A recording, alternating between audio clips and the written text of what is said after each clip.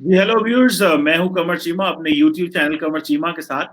Viewers, मैंने आज फिर रिक्वेस्ट की है वैभव सिंह साहब को। भारत से हैं, इंडिया से हैं, बड़े जाने माने एनालिस्ट हैं, अपना चैनल चलाते हैं ऑफेंसिव डिफेंस, और बड़ा पॉपुलर है इंडिया में, बहुत ज्यादा देखा जाता है, यूथ में खासकर बड़ा पॉपुलर है। वैभव सिंह, आपका बहुत शुक्रिया। थैंक यू चीमा साहब for inviting me. Thank you. अच्छा वैभव साहब, बहुत सारी चीजें चल रही हैं इस वक्त खित्ते में, वो सारी डिस्कस करेंगे वन बाय वन। लेकिन सबसे पहले मैं डिस्कस करना चाह रहा हूं कि हाल ही में इंडिया के जो फॉरेन मिनिस्टर है जयशंकर साहब, उन्होंने सुहैसनी हैदर जो एक जर्नलिस्ट है उनको एक इंटरव्यू दिया है, और उन्होंने कहा है कि इंडिया अप्रोचेस चाइना बायलैटरली। तो क्या ये जारी बात है, ये तो नहीं है कि दोनों मुल्कों के ताल्लुकात बिल्कुल स्टैंड स्टिल हो गए, लेकिन आप क्या समझते हैं कि इस वक्त कोई इंडिया बायलैटरली या जो है वो बिहाइंड द सीन जो है वो इंगेज कर रहा है चाइना को, और समझता है कि मामलात नॉर्मलाइज होने चाहिए, जितना बड़ा आपका ट्रेड वॉल्यूम है चाइना के साथ? जी देखिए, देखिए इंडिया और चाइना के जो रिलेशन है वो जाहिर सी बात है, आज की जो दुनिया है वो सेकेंड वर्ल्ड वॉर के टाइम की दुनिया नहीं है। और जो कॉमर्शियल और इकोनॉमिक इंटरेस्ट हैं वो सबसे वो प्राइमरी होते हैं हर एक कंट्री के लिए। और खास तौर पे जो चाइना जैसी जो अथॉरिटेरियन रेजिम्स हैं उनके साथ ये उनका जो निजाम है, पूरा उनका जो स्ट्रक्चर है, वो इसी बेसिस पे, इसी बिना पे चल रहा है कि चाइनीज कम्युनिस्ट पार्टी जो है, कम्युनिस्ट पार्टी ऑफ चाइना, वो उसने एक मुआहदा किया हुआ है वहां की आवाम से कि आप हमारा जो निजाम है आप इसको तस्लीम करें, जो जो कम्युनिस्ट निजाम है, और इसके एवज में हम आपको एक पर्टिकुलर ग्रोथ रेट देंगे, एक पर्टिकुलर लाइफस्टाइल देंगे, एक पर्टिकुलर रिस्पेक्ट देंगे ग्लोबली, आपकी एक्सेस देंगे ग्लोबली हम आपको। ये एक तरीके का एग्रीमेंट है जो वहां की आवाम और चाइनीज कम्युनिस्ट पार्टी के बीच में है। और जब आप इकोनॉमिकली वल्नरेबल होते हैं, जब आप इकोनॉमिकली साइडलाइन होते हैं दुनिया के अलग अलग खित्तों में, तो वो बहुत बुरी तरीके से वो ट्रिकल डाउन होता है मासेस के ऊपर। बिकॉज इंडिया और चाइना की जो ट्रेड है, अगर आप देखें तो it tilts towards Chinese benefit. हमारा ट्रेड डेफिसिट जो चाइना के साथ है वो गालिबन मेरे ख्याल से कुछ 45-50 बिलियन डॉलर्स का है। यानी चाइना हमसे 40-50 बिलियन डॉलर ज्यादा कमाता है, हमसे ज्यादा वो लेके जाता है मुनाफे के तौर पे। और हमारी जो उनकी तरफ एक्सपोर्ट्स है वो समवेयर अराउंड कुछ 20-25, I don't remember the exact figures, कुछ इस तरीके से है। तो if relations between India and China, अगर इनमें कोई डिप्लीशन आती है, इनमें कोई कमी आती है, तो उसका सबसे बड़ा जो उसका जो सफरिंग होगी वो चाइना को होगी। और जब आपकी अमेरिका जैसी कंट्री के साथ आपके ताल्लुकात इतने खराब हो, ग्लोबली कोविड-19 के बाद जो एक सेंटिमेंट डेवलप हुआ है पूरी दुनिया की मासेस में, I am not talking about the governments, but उन गवर्नमेंट्स में जो लोग रहते हैं, जो आवाम है अलग अलग मुल्कों की, उनके बीच में जो एक जो चाइना का तस्वुर था, जो बहुत सारी फेवरेबल कंट्रीज में भी जो तस्वुर, जैसे इटली आप ले लें, Italy was one of the closest allies for China. मतलब वो चाइना से उनके ताल्लुकात बहुत करीबी थे। जब आपको याद होगा, जब कोविड-19 जब ब्रेकआउट हुआ, तो हग चाइनीज करके एक उन्होंने मूवमेंट शुरू करी थी, इटालियंस ने। उन्होंने ये कहा था कि ये जो है it's a kind of racism, that कि आप एक वायरस को चाइना से आप एसोसिएट कर रहे हैं, या चाइनीज कंट्री से आप उनको वो कर रहे हैं। तो आज की डेट में आप इटली में जाएं, क्योंकि इटली में बहुत लोगों की मौतें हुई हैं, मेरे ख्याल दुनिया में शायद दूसरा या तीसरा वो बड़ा मुल्क है जहां सबसे ज्यादा मौतें हुई हैं कोविड-19 की वजह से। तो आज इटली में लोग, वो हगर चाइनीज आप छोड़े, वो उनके सेंटिमेंट्स बहुत एंटी चाइना है। तो चाइना को ये चीज समझ में आ रही है, और चाइना को ये चीज समझनी भी पड़ेगी कि जब आपका इकोनॉमिक बॉयकॉट होना शुरू हो जाएगा अलग अलग मुल्कों से। देखिए चाइना के पास लेवरेज क्या है कि भाई हमारी, we are the global supply chain, ठीक है, we are the biggest provider of global supply chain, हमारे बिना दुनिया का काम नहीं चलता। देखिए दुनिया इस तरह से नहीं चलती। आज अगर अमेरिका असलाह सप्लाई करना बंद कर देगा, तो इसका मतलब ये नहीं दुनिया में असलहे नहीं मिलेंगे, या रशिया या सऊदी अरेबिया और रशिया अगर डिसाइड कर लेते कि हम तेल नहीं सप्लाई करेंगे, तो और मुल्क नहीं है तेल सप्लाई करने के लिए। तो ये जो ग्लोबल सप्लाई चेन है ये डेवलप हो जाती है, 2 साल 4 साल में कहीं ना कहीं अल्टरनेटिव डेवलप हो जाएगा। तो उसको मद्देनजर रख करके हम ये मान सकते हैं। और देखिए गलवान में भी जो कॉन्फ्लिक्ट था वो एस्केलेट नहीं हुआ, वो एस्केलेट क्यों नहीं हुआ? चाइना की तरफ से बातें बहुत आई। हमारे साथ प्रॉब्लम ये है कि बहुत सारे लोग जो ग्लोबल टाइम्स की जो हेडलाइंस है या उनका जो पीस है उसको पढ़ के ये सोचते हैं कि शायद चाइनीज कम्युनिस्ट पार्टी का ही ओपिनियन है। ये अलग बात है कि वो उनका ऑफिशियल माउथपीस है, but more than a mouthpiece is a propaganda piece. अगर वो इतना ही एग्रेसिव पोस्चरिंग होती तो डोकलाम में क्या हुआ? डोकलाम में भी उन्होंने बहुत बड़ी बातें की थी, बट इवेंचुअली दे विथड्रॉ। उसी तरीके से आप देख ले गलवान में भी कहां कुछ हो रहा है, कुछ नहीं हो रहा है। हाँ, अगर कोई म्यूचुअल अंडरस्टैंडिंग आएगी तो वो टॉक से आएगी, और इंडिया एंड चाइना इन दोनों कंट्रीज को पता है कि we can not afford a war. ठीक है, हाँ, एक लिमिटेड स्केल का कॉन्फ्लिक्ट दोनों ही अफोर्ड कर सकते हैं, दोनों ही तैयार हैं उसके लिए। तो it is now ball is in China's court कि अब वो डिसाइड करे कि क्या वो रेडी है इस ग्लोबल प्रेशर जो उसके ऊपर बना हुआ है, इस ग्लोबल प्रेशर में एक डेमोक्रेसी जो दुनिया की सबसे बड़ी डेमोक्रेसी है उसके साथ वो वॉर में जाए या लिमिटेड कॉन्फ्लिक्ट में जाए। ये चाइना को डिसाइड करना है। सो इंडिया के जो सीडीएस हैं, चीफ ऑफ डिफेंस स्टाफ, उन्होंने हार्ड टॉक भी करी है, उन्होंने बोला we are ready for war. और जो फॉरेन मिनिस्टर है, he has also offered the carat.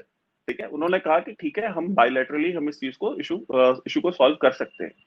तो एक नेशनल अप्रोच है, इसको आप कह सकते हैं कि एक जो ग्रैंड नेशनल अप्रोच है कि the forces are talking tough and the ministers are talking soft. तो ये एक जो किसी भी एक इवॉल्व्ड नेशंस का जो अप्रोच होता है वही है।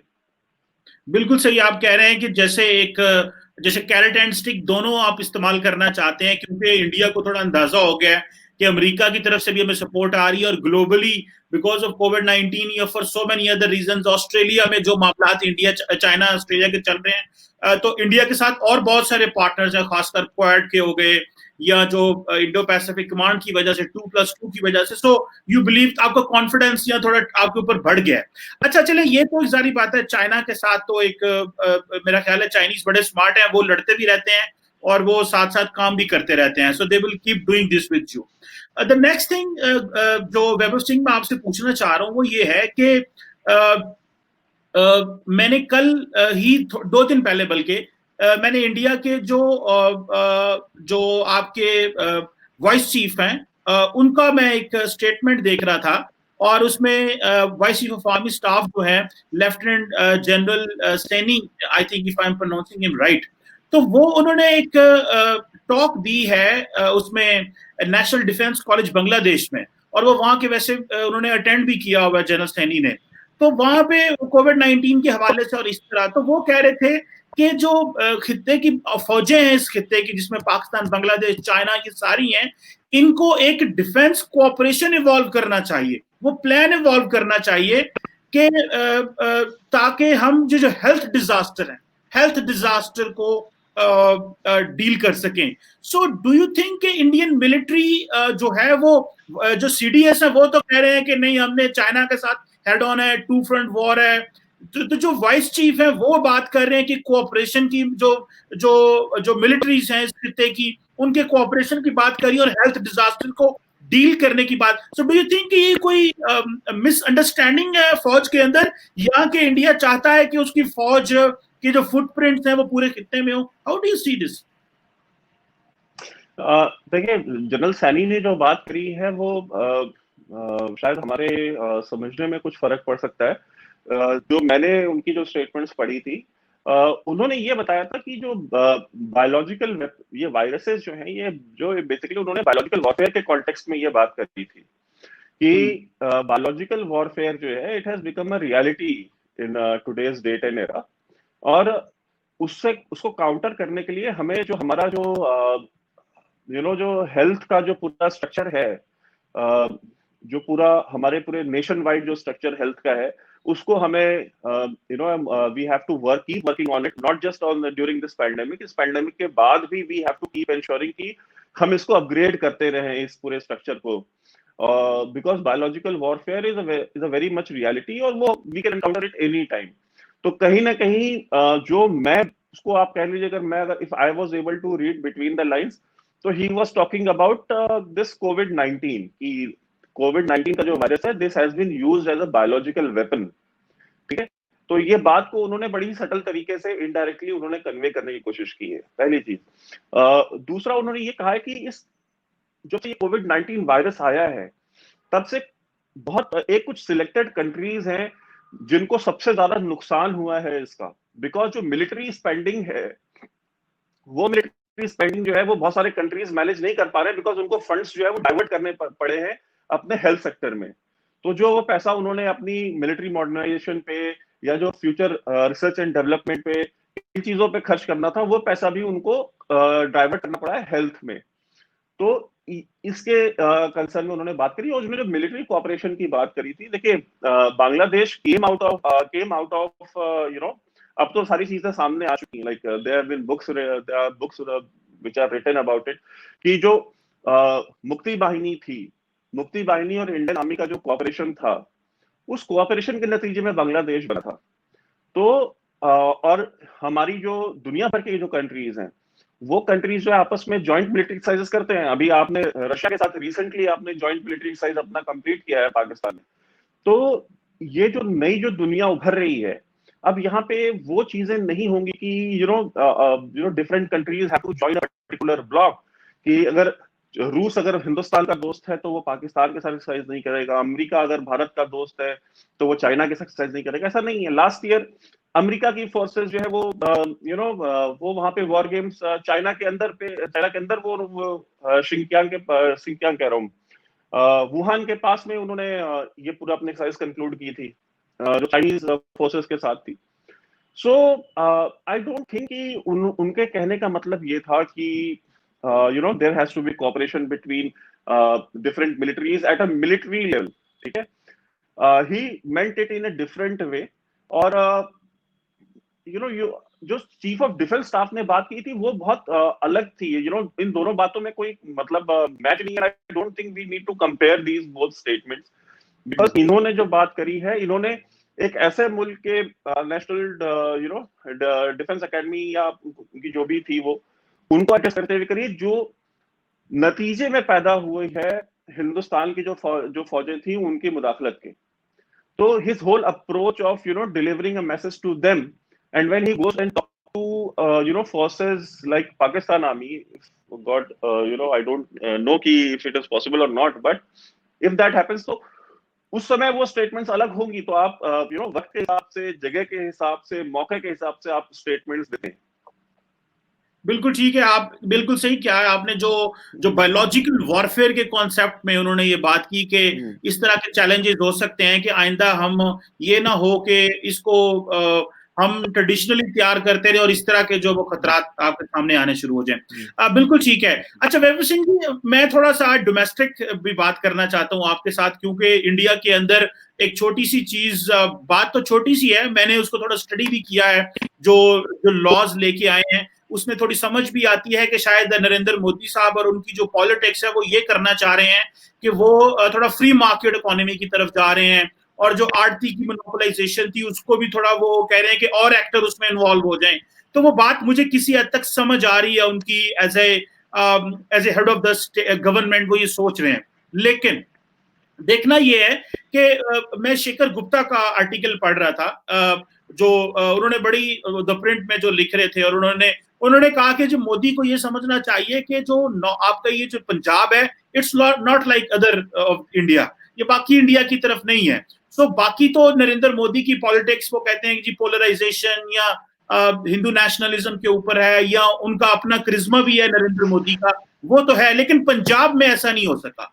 सो ये कहने में आ रहा है कि नरेंद्र मोदी की सरकार जो पंजाब के लोग हैं या बाकी जो किसान हैं उनको उन्होंने ऑन बोर्ड नहीं लिया, और ऑन बोर्ड ना लेने की वजह से कानून बना दिए जिसका रिपोर्कशंस आ रहे हैं। How do you see in India? बाकी जो फीचर्स है मैं उसको बाद में डिस्कस करता हूं, लेकिन प्राइमरीली जरा इसका जो इनिशियल फेज है उस पर मैं बताइएगा जी। देखिए शेखर गुप्ता साहब की ये बात से तो मैं एग्री करता हूँ कि गवर्नमेंट ने इनको ऑन बोर्ड नहीं लिया, और ये गवर्नमेंट की एक गलती है जिसको कोई नहीं डिनाई कर सकता। अगर आप फार्मर्स को लेकर के कोई लॉ बना रहे हैं तो it was very much required for the government to, कि भाई वो जाते और सबसे पहले इसको पास करने से पहले या इस बिल के ऊपर कोई भी पेशरफ्त करने से पहले वो जो जेन्युइन स्टेक होल्डर्स हैं जिनको इम्पैक्ट करेगा वो बिल, पहले उनसे वो बात करते हैं। अब देखिए, अब मैं इस पे मैं पहले भी बोल चुका हूँ कि जाहिर सी बात है भाई, देखिए मौका तो गवर्नमेंट ने ही दिया है, बाकी इसमें जो जो प्लेयर्स इन्वॉल्व हो गए हैं, बहुत सारे प्लेयर्स इन्वॉल्व हो गए हैं। आपके पास आप कहीं भी अपनी वल्नरेबिलिटी जरा सी भी अगर आप शो करते हैं तो भाई आप मौका दे रहे हैं सामने वाले ओपोनेंट्स को, वो चाहे डोमेस्टिक हो चाहे फॉरेन हो। आप उनको मौका दे रहे हैं कि वो उसमें इन्वॉल्व हो और फिर उसमें मुदाखलत करें और फिर वो उसमें अपना जो उल्लू सीधा करना है वो उसमें कर सके। तो मैं तो इस बात से तो शेखर गुप्ता की एग्री करता हूँ कि गवर्नमेंट को सबसे पहले बात करके कंसेंसस बिल्ड करना चाहिए था किसानों के बीच में, जो उनकी अलग अलग ऑर्गेनाइजेशंस हैं उनके साथ बैठना चाहिए था। आखिर आज आप बैठ रहे हैं ना उनके साथ, आज आप उनके साथ 4 राउंड 5 राउंड 6 राउंड की आप बात कर रहे हैं और आप एग्री कर रहे हैं, आप डेली स्टेटमेंट्स दे रहे हैं कि हाँ हम तैयार हैं, हम आगे भी बात करेंगे, हम कोई ना कोई एक बीच का रास्ता निकालेंगे। तो ये जो बातें आज आप आज कर रहे हैं, जब बात आपकी सड़कों तक आ गई है तो आप ये इस चीज को इंट्रोड्यूस करने से पहले उनसे जाके बात कर लेते। तो ये गलती तो मैं मानता हूँ एक मिसकैलकुलेशन है गवर्नमेंट की, एंड आई होप की एंड आई एम श्योर कि उनको भी इस चीज का रियलाइजेशन होगा। और दूसरी चीज कि ये फार्मर्स प्रोटेस्ट जो है, देखिए इंडिया डेमोक्रेसी है, यहाँ पे प्रोटेस्ट होते रहते हैं और इससे बड़े बड़े प्रोटेस्ट भी इंडिया में हुए हैं। और होता क्या है कि कुछ लोग एक्साइट हो जाते हैं, उनको लगता है कि नहीं अब तो मतलब ये जो जो चैलेंज आया ना इससे नहीं उभर पाएंगे। लेकिन जब आप डेमोक्रेसी में होते हैं तो एक जो गुस्सा होता है, जैसे प्रेशर कुकर होता है, उसमें जब प्रेशर बनता है तो डेमोक्रेसी उस प्रेशर कुकर की सीटी है जो आपको इजाजत देती है कि उस प्रेशर को आप रिलीज कर सकें। तो ये जो गुस्सा बेसिकली रिलीज हो रहा है, तो कभी भी चीजें हाथ से बाहर नहीं निकलती है। तो आई एम श्योर कि अब इनकी गवर्नमेंट की फार्मर्स की बातचीत चल रही है, तो कहीं ना कहीं गवर्नमेंट भी 2 कदम पीछे लेगी, कुछ पे कॉम्प्रोमाइज फार्मर्स करेंगे और एक बीच का रास्ता निकलेगा। तो टिल और देखिए घुमा फिरा के तो बात यह है कि बेसिकली गवर्नमेंट का काम तो इनके इश्यूज, फार्मर्स के इश्यूज को एड्रेस करना है, उनको ही उनके ही वेलफेयर के लिए तो गवर्नमेंट टैक्सेस लेती है, उनको सब्सिडीज देती है, उनको सब्सिडाइज फर्टिलाइजर्स हो, सीड्स हो, उनसे मिनिमम सपोर्ट प्राइस पे प्रोडक्ट्स खरीदती है ताकि वो इंश्योर कर सके कि फार्मर्स की जो इन्वेस्टमेंट है वो वेस्ट न जाए, उनको एक प्रॉपर रिटर्न ऑन इन्वेस्टमेंट मिल जाए। तो आई एम श्योर कि इस पे कुछ ना कुछ गवर्नमेंट और किसानों के बीच में निकल जाएगा रास्ता। बिल्कुल सही कह रहे हैं, वो जारी बात है, प्रोटेस्ट तो हर जगह होते हैं, लेकिन आप वाली बात है कि कॉन्फिडेंस, मेरा ख्याल है कि नरेंद्र मोदी जी के अंदर कॉन्फिडेंस बहुत ज्यादा आ गया है। उसकी वजह ये है कि उनके पास सीटें बहुत ज्यादा हैं, तो वो जो उन्होंने कश्मीर में किया, उन्होंने सोचा कि मैं हर जगह जो मर्जी कानून बनाता रहूं, वो कॉन्फिडेंस था। लेकिन डेफिनेटली आपकी बात सही है, डेमोक्रेसी है और उनको हक भी पहुंचता है कानून बनाने का, क्योंकि वो मैंडेट लेके आए हैं। वो प्राइमरीली एज ए इंस्टीट्यूशनल जो ऑपरेटर्स, वो उनको पास जो राइट है वो उनके पास है। लेकिन मैं थोड़ा सा इसको और इससे आगे लेके चलता हूँ। एक दो चीजें हैं। आज मैं मेजर गौरव आर्या का भी, आपके और हमारे दोस्त, मुझे तो कहते हैं वो तुम बचपन के साथी हो, मेरे दोस्त हो, आपके तो खैर बहुत भाई भी हैं, दोस्त हैं। उन्होंने भी बात की इस हवाले से, और उन्होंने कहा जी कि जो पाकिस्तान है, पाकिस्तान जो है वो खालिस्तान जैसे वर्ड्स, जरनैल सिंह भिंद्रावाला 1984 का जो जेनोसाइड, और इन चीजों के ऊपर बड़ा फोकस कर रहे हैं। और हमने जो है वो फेक जो सोशल मीडिया अकाउंट्स जो है वो पाकिस्तान आईएसआई और ये कर रही है।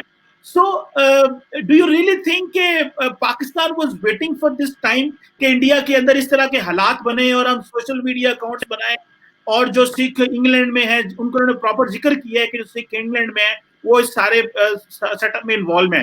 हाउ डू यू सी, वाकई fake media account, social media accounts Pakistan ने बनाए होंगे और इसको हवा दे रहा है?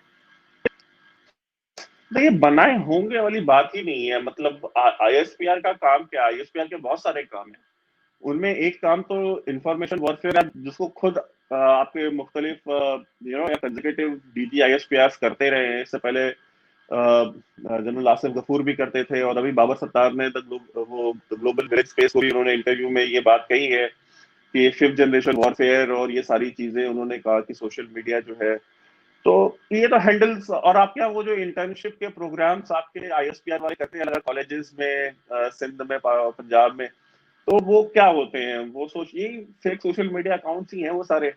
तो वो कोई ऐसा नहीं कि पाकिस्तान ने बनाए हैं, पाकिस्तान के पास वो ये पोटेंशियल है, ये कैपेबिलिटी है। और मैं बारहा इसके ऊपर मैं लिखता रहा हूँ, मैं इस पर बोलता रहा हूँ पब्लिकली बोलता रहा हूँ कि पाकिस्तान की जो कैपेबिलिटी है इंफॉर्मेशन वॉरफेयर की, वो इंडिया से कहीं ज्यादा है।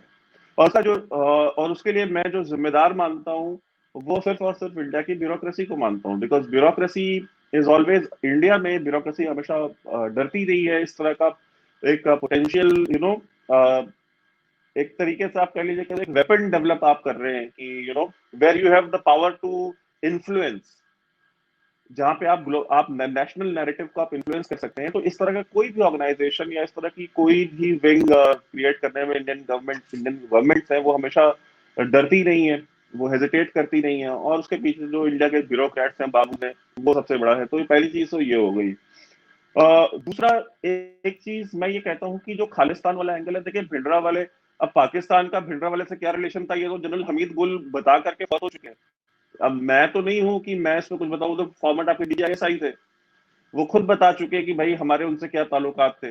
जब भिंडरा वाले को ऑपरेशन ब्लू स्टार में जब उसको मारा गया, तो जिस दिन उसको वहां पे मारा गया, उसके नेक्स्ट मॉर्निंग PTV पे खबर चली, जो कि रिकॉर्ड का हिस्सा है क्योंकि PTV आपका ऑफिशियल नेशनल टेलीविजन है।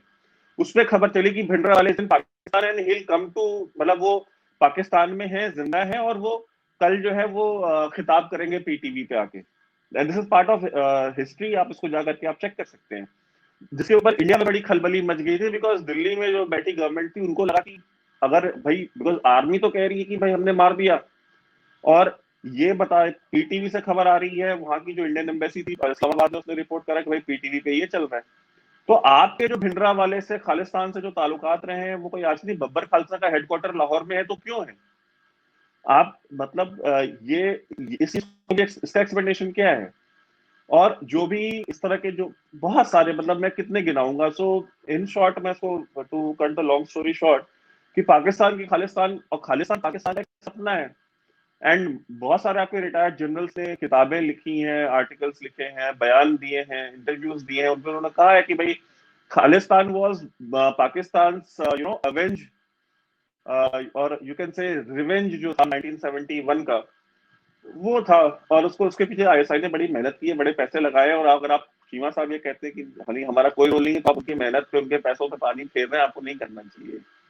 नहीं नहीं नहीं, मेरा नहीं ख्याल के, देखिए जारी बात है, आप एक चीज से, आपका एक पर्सपेक्टिव है, व्यू है, आपको हक है, जारी बात है, होना भी चाहिए, और आप रेफरेंस भी दे रहे हैं कि पाकिस्तान ने किया। लेकिन मेरा नहीं ख्याल कि पाकिस्तान में आज के दौर में जब मैं बैठा हूँ, मेरा नहीं ख्याल कि ये है, क्योंकि हमने जो कोशिश की थी वो तो एक रिलीजियस हार्मनी प्रमोट करने की थी, और खास करके जो करतारपुर साहब कॉरिडोर खोला था, उसमें हमने वो की थी। लेकिन एक बात बताइएगा, जो मैंने शेखर गुप्ता के उसमें आर्टिकल में भी देखा, और उन्होंने ये भी कहा, जो कि मेरे लिए बड़ा इंटरेस्टिंग था। उन्होंने कहा जो मोदी साहब की जो पॉलिटिक्स है और पॉलिटिक्स ऑफ पोलराइजेशन में, वो कहते हैं कि मोदी जी को ये समझना चाहिए कि पंजाबी डिफरेंट ब्रीड है।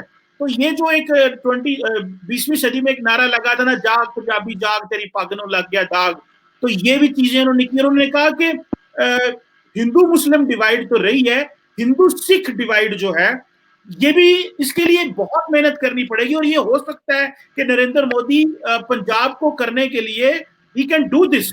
सो डू यू थिंक एक, बल्कि अभी थोड़ी देर पहले आपने भी एक ट्वीट की हुई थी, जिसमें एक कोई सिख बंदा है जो कि हिंदुओं के बारे में कोई डेरोगेटरी रिमार्क्स या उनकी खवातीन के बारे कर रहे हैं, वो मैं देख रहा था, which is definitely I would never like के किसी के बारे में भी बुरे रिमार्क्स किए जाएं।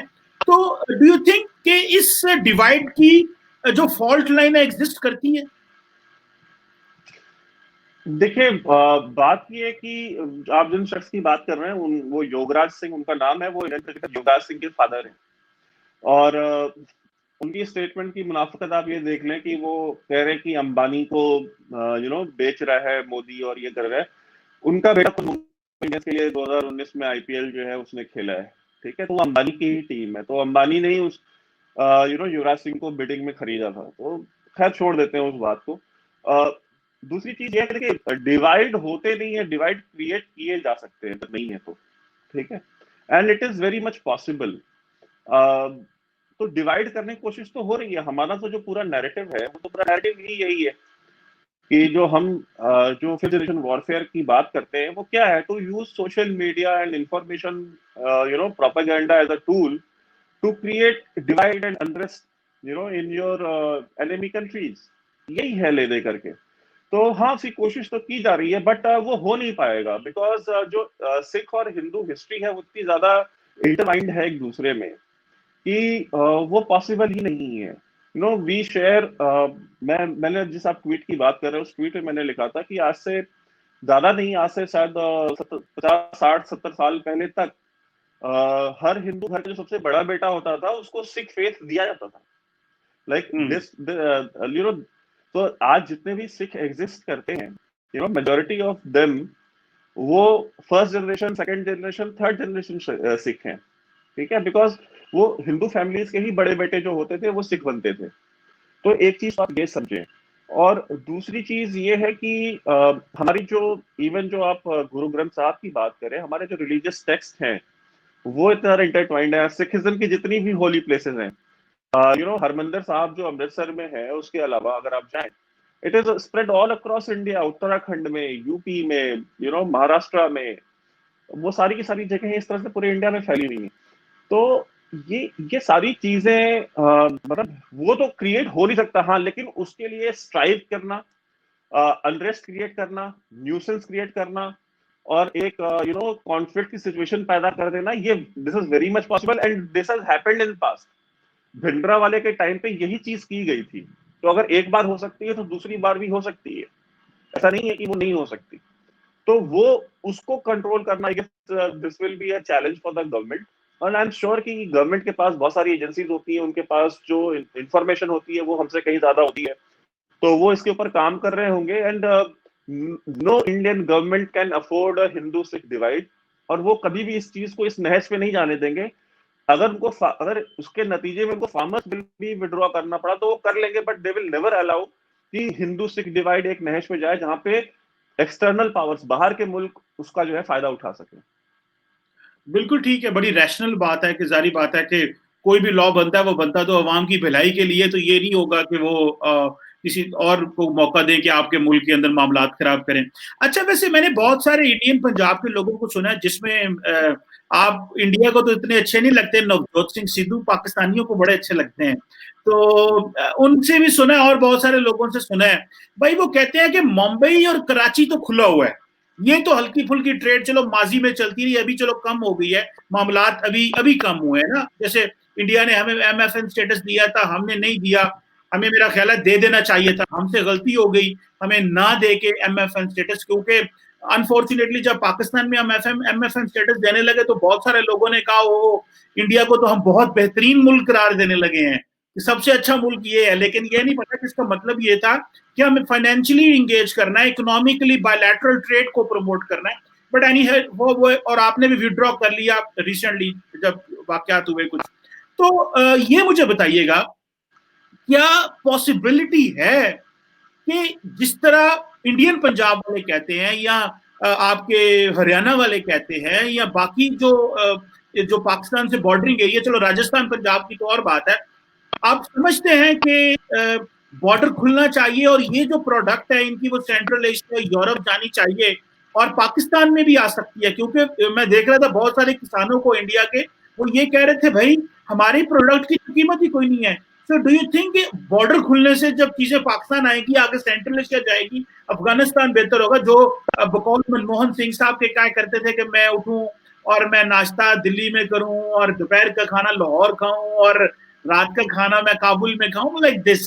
So opening border is something जो पंजाबी कहते हैं खोल दो, बाकी इंडिया वाले क्या समझते हैं जी?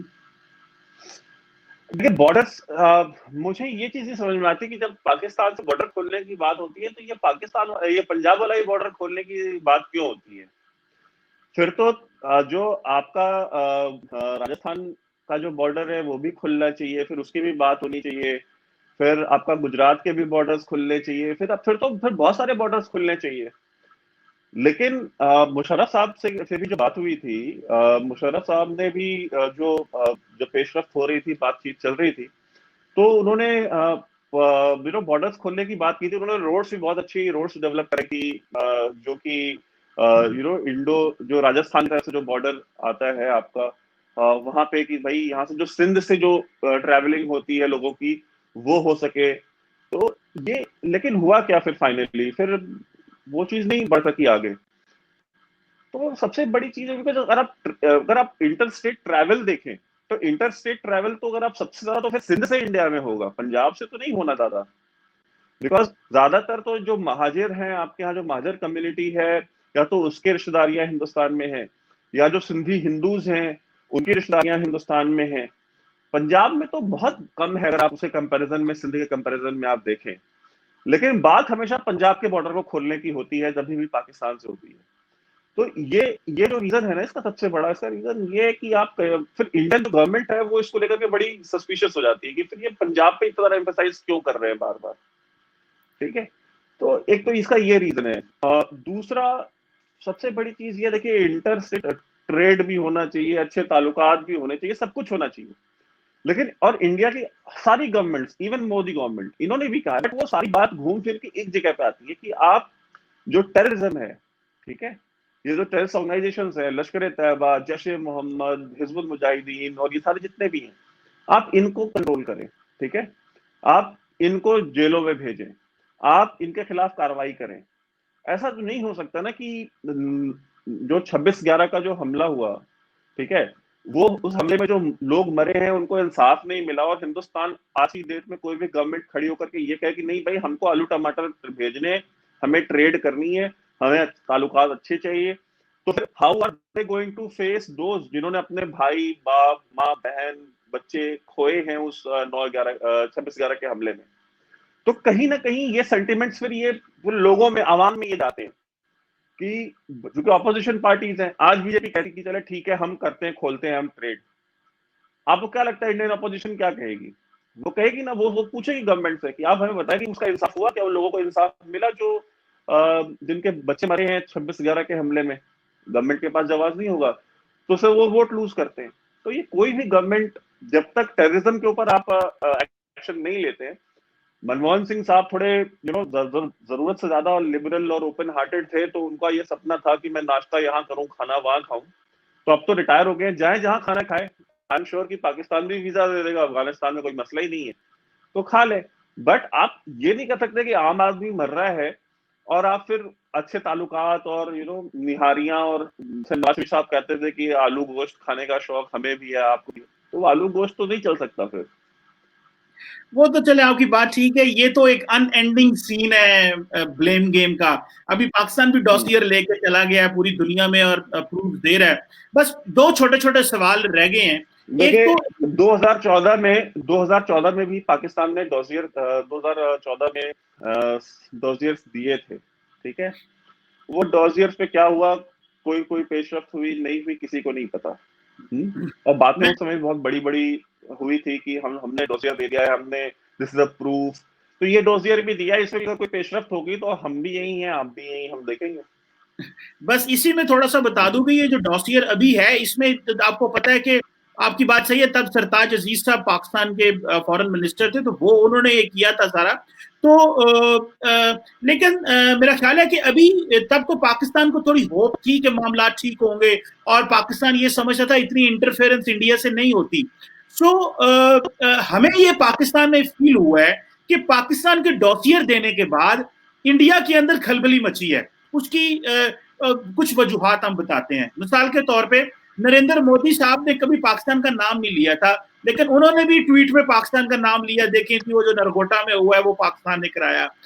खैर उसको तो हम वो कश्मीर के इलेक्शन से लिंक कर रहे हैं कि वो क्योंकि इलेक्शन जीतना चाह रहे हैं। वो मैं सवाल आपसे आखिरी करूंगा।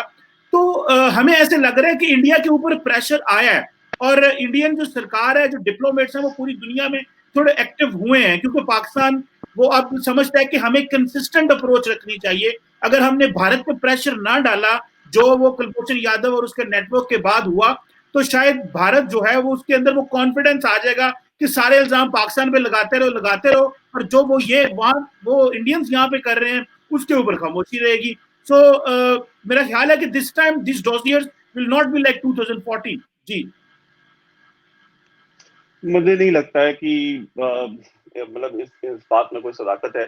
देखिए जाहिर सी बात है, पाकिस्तान ने कोई डोसियर दिया है, वो कितना भी सच हो, कितना भी झूठ हो, उसको लेकर के सीरियस होना डिप्लोमेट्स का काम है कि उसका कंटेंट को एनालाइज करना और उसके ऊपर दुनिया भर के मुल्कों को अवेयर करना और जो काउंटर मेजर्स हैं, ठीक है, वो उनको लेना। तो वो जाहिर सी बात है, वो तो अपना काम कर रहे हैं, वो उस बात की तनख्वाह लेते हैं, वो अपना काम कर रहे हैं। जहां तक आप इंडिया के अंदर की बात करें तो आई हैव नॉट सीन कि इंडिया के अंदर कोई डिस्कशन उस डोसियर को लेकर के हुआ है, like and I can tell you this like with full responsibility कि मैं जिन भी डिप्लोमेट से भी मिलता हूँ या जो भी लोग हैं मैं उनसे मिलता हूँ, तो nobody is serious about it, to be very honest. कोई उसको लेकर के सीरियस नहीं है। और हाँ, अब अगर कोई चीज अगर एक स्टेट के लेवल पे जा रही है पाकिस्तान से, तो उसको काउंटर तो करना होगा ना। अगर वो झूठ भी है तो उस झूठ को झूठ आपको साबित करना पड़ेगा ना। तो वो झूठ को झूठ साबित करने के लिए आपको मेहनत करनी पड़ेगी, वो अपनी मेहनत कर रहे हैं। तो एक तो चीज ये हो गई। और दूसरी है कि देखिए, इंडिया का जो लेवरेज है ग्लोबल लेवल पे, वो आज की डेट में इतना ज्यादा है, खासतौर पे वेस्टर्न वर्ल्ड के अंदर, कि अगर उस डॉसियर में अगर कुछ थोड़ी बहुत सदाकत होगी भी, तो the western world is going to ignore it. मैं आपको एज अ एनालिस्ट में आपसे ये एक शेयर कर रहा हूँ कि the western world is going to ignore it. देखिए, पाकिस्तान ने, जब पाकिस्तान की जरूरत थी वेस्टर्न वर्ल्ड को, तो पाकिस्तान ने बड़े बड़े कारनामे करे, ठीक है। और वेस्टर्न वर्ल्ड ने हमेशा अपनी आंखें जो है ना वो घुमा ली हैं, नजरें फेर ली हैं उन सारी चीजों से। हिंदुस्तान कंप्लेन करता रहा, बहुत सारे ममालिक कंप्लेन करते रहे, उनके साथ इंटेलिजेंस शेयर करते रहे कि देखिए ये मसला है, ये मसला है पाकिस्तान में, पाकिस्तान ये कर रहा है। But western world never took any action against Pakistan. जब तक पाकिस्तान के अपने जो इंटरेस्ट है वो पूरे नहीं हो गए, तब तक उन्होंने कोई एक्शन नहीं लिया पाकिस्तान के खिलाफ। तो इंडिया का लेवरेज आज की डेट में उससे कहीं ज्यादा है। वो चाहे आप चाइना को लेकर कर लें, चाहे आप इवन अफगानिस्तान में India is a very big player. America को भी पता है कि America can not bail out whole of Afghanistan. वहां पे भी उसको इन्वेस्टर चाहिए, पार्टनर चाहिए, जो वहां पे सड़कें बनाए, हॉस्पिटल्स बनाए। अमेरिका अकेले कितनी चीजें वहां बनाएगा।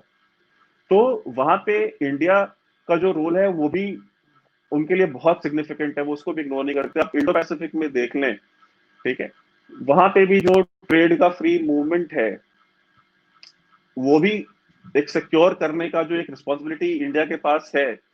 और जो वेस्टर्न इंडिया से ठीक है, अमेरिका के पास अपने इंडो पैसिफिक कमांड है और दुनिया भर के उनके पास फ्लीट्स हैं, 4th fleet, 5th fleet, 6th fleet, जो 6th फ्लीट उनकी बहरेन में बैठती है।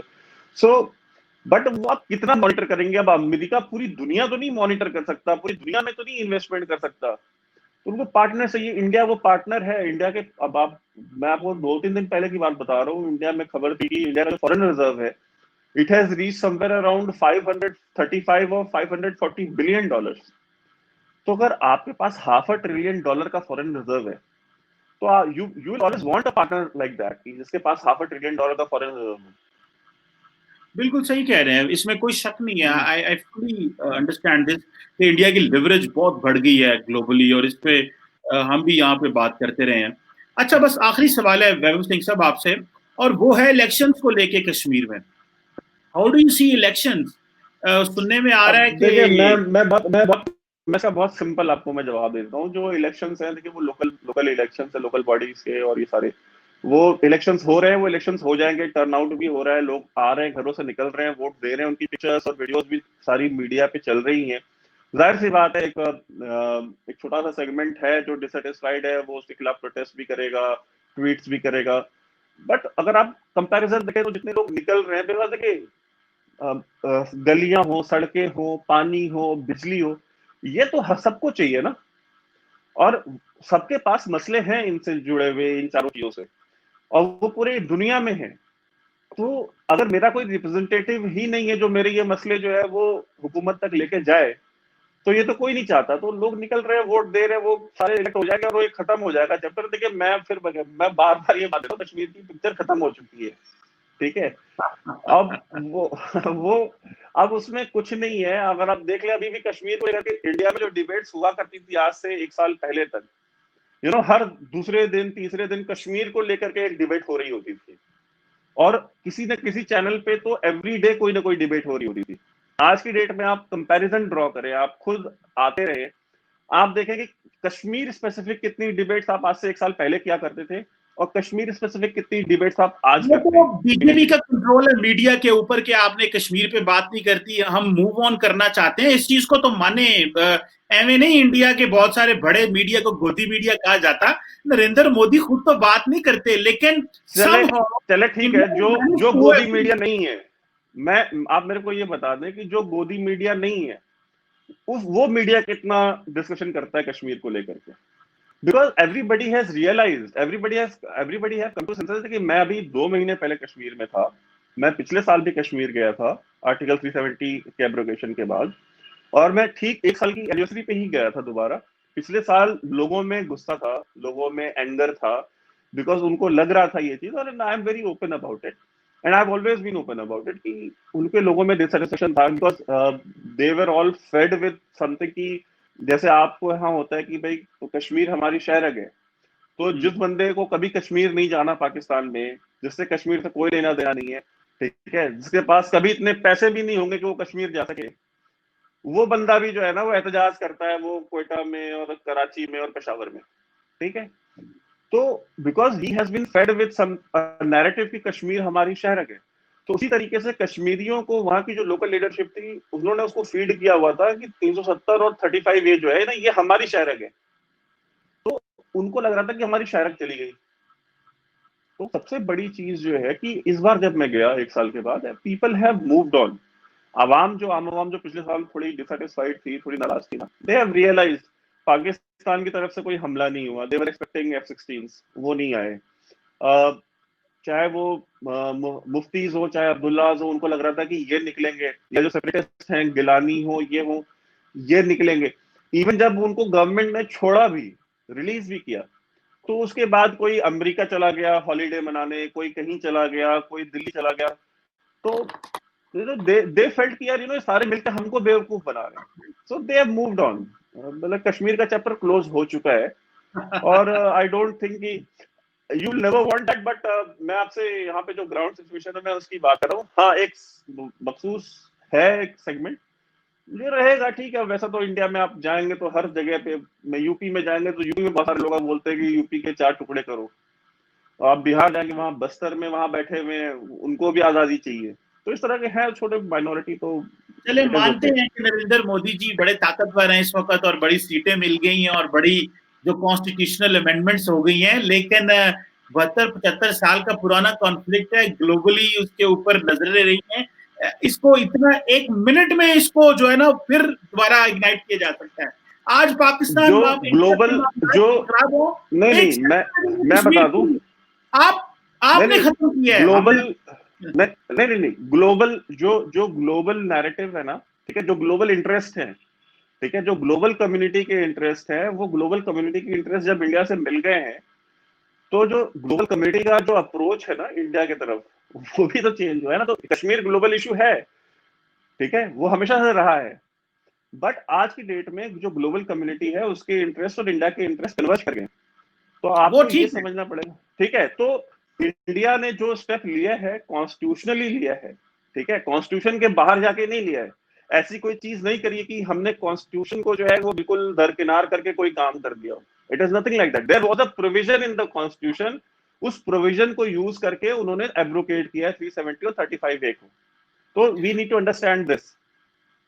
बहरहाल चले, आपको आपने जो नरेंद्र मोदी साहब डोमेस्टिकली स्ट्रांग है, इंटरनेशनल कम्युनिटी से वो कह रहे हैं हमें मदद मिली, लेकिन मेरा ख्याल है कि पाकिस्तान जब अपने पत्ते खेलेगा, जो कि हम थोड़े से क्योंकि फाइनेंशियल जंगल्स में फंस गए हैं, ये बेहतर होते हैं, तो किसी वक्त भी दोबारा चीजें अनर्थ की जा सकती हैं, क्योंकि मसले के ऊपर ग्लोबल रेजोल्यूशंस मौजूद हैं, हमारे और आपके बायलैटरल रेजोल्यूशंस मौजूद हैं, इसको इग्नाइट करना और दोबारा इसको उसी फ्रेमवर्क में लेके जाना 1 मिनट का काम है। लेकिन मेरा ख्याल है कि पाकिस्तान ये समझता है कि पहले कुछ और चीजें डील करने की हैं, इसको थोड़ा सा ऐसे करने दें, क्योंकि कश्मीरी आप भले देखें, जो आइडेंटिटी होती है ना वैभव सिंह, मेरी अंडरस्टैंडिंग है, जो आइडेंटिटी होती है उसकी बड़ी बर्थ है।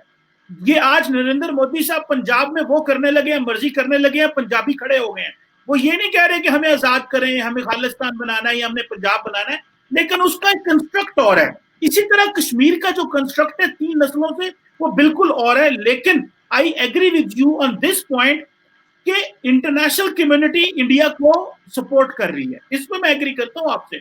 हाँ, आपकी डोमेस्टिकली नरेंद्र मोदी की पोजीशन स्ट्रांग हुई है तो उन्होंने वो एक्शन लिया है, लेकिन आई डोंट बिलीव कि द इशू इज गॉन, हर चीज खत्म हो गई, दूध की नहरें बह रही हैं, टाइम लगेगा। मेरा ख्याल है कि it will take a lot of time. जो आप कह रहे हैं इस तरह के हालात हमें नहीं लगते वहां। नहीं देखिए, तो मैं जो कह रहा हूँ तो वो ये है कि पाकिस्तान ने अगर कुछ करना था, ठीक है, तो पिछले 1 साल में तो 1.5 साल में तो हमें नहीं कुछ देखने को मिला। चले ठीक है, पाकिस्तान के इकोनॉमिक हालात ये मतलब 10-5 साल में जब भी ठीक हो जाएंगे, बिकॉज ऐसी बात है ओवरनाइट तो नहीं होने। इकोनॉमिक सिचुएशंस रिवाइव होने में दशकों लगते हैं, डेकेड्स खर्च होते हैं, ठीक है। अगर तब तक ये जो अगर आपको ऐसा लगता है कि जो इंडिया और कश्मीर के बीच में जो एक्सचेंजेस होंगे, जो चेंजेस आएंगे, वो मतलब 10 साल 15 साल बाद 20 साल बाद वो सिचुएशन होगी कि आप वहां पे इन्फ्लुएंस कर सकेंगे, तो ठीक है, आप कर लेंगे। मुझे उससे कोई प्रॉब्लम नहीं है, वो आपका एक नेशनल पॉलिसी है, अगर आपने वही यूज करनी है। बट वो 15-20 साल में जो चेंजेस आएंगे कश्मीर में, वो चेंजेस कभी वो फिर अलाउ ही नहीं करेंगे उस चीज को कि मैं वो चीज हो सके।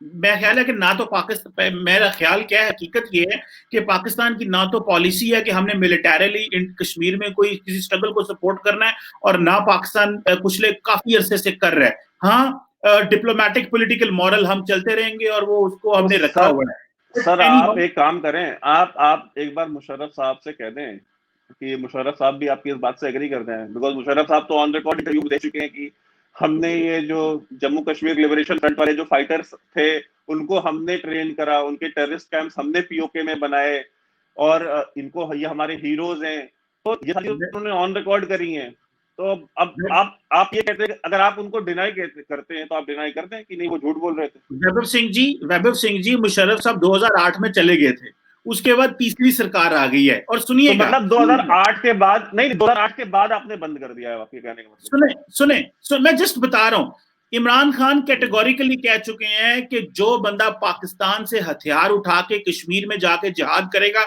वो पाकिस्तान का दोस्त नहीं है। ये उसने खुला कहा इमरान खान ने, एक बात। और दूसरी बात, शाह महमूद कुरैशी और पाकिस्तान की गवर्नमेंट पूरी दुनिया को कह चुकी है, और एक दफा नहीं 1000 दफा कह चुकी है, ये स्टेटेड पॉलिसी है पाकिस्तान की कि हम वहां पे कोई भी मिलिटरीली हम किसी स्ट्रगल को सपोर्ट नहीं करते। हाँ, वहां पे डोमेस्टिक इंडिजिनस स्ट्रगल चल रही है, उनको करनी चाहिए, उनका हक मारा गया है, उनकी जमीन छीनी गई है, उनसे आपने किया, वो एक और चीज है। But just taking the entire stock of the situation, जो होगा वो तो चलो आइंदा आने वाले कुछ दिनों में या कुछ सालों में ही पता लगेगा, अभी तो नहीं हो सकता।